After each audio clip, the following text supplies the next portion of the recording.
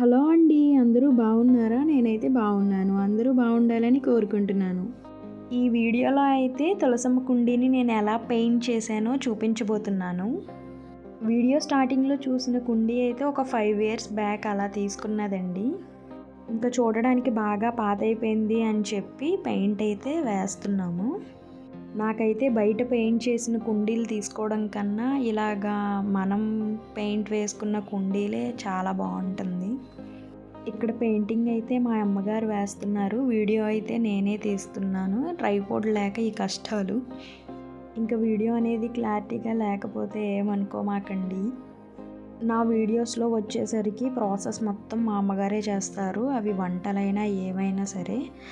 Just video మాత్రమే నేను తీస్తానండి. And editing voice over కూడా నాదే.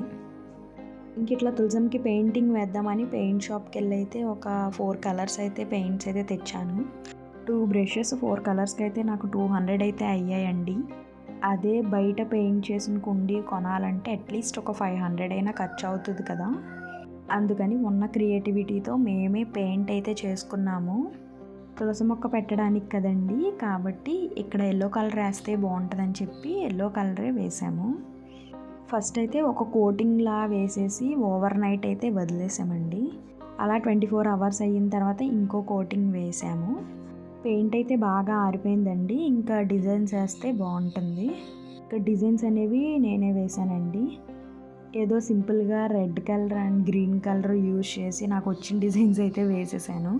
దీపావళి అయిన తర్వాత రోజు ఈ డిజైన్స్ అయితే వేసానండి. ఇంకా కార్తీక మాసం అనేది స్టార్ట్ అవుతుంది కదండి. ఇంకా తులసి మొక్కని ఏ విధంగా పెట్టాను అనేది నెక్స్ట్ వీడియోలో అయితే మీకు చూపిస్తాను. చూసారు కదా, పాతగా ఉన్న కుండీని ఇప్పుడు కొత్త దానిలా ఎలా పెయింట్ చేసి మార్చాము. పెయింటింగ్ అయితే నచ్చితే కామెంట్ అయితే చేయండి. ఈ వీడియో అయితే అంతే అండి. మరో వీడియోతో మళ్ళీ కలుద్దాం.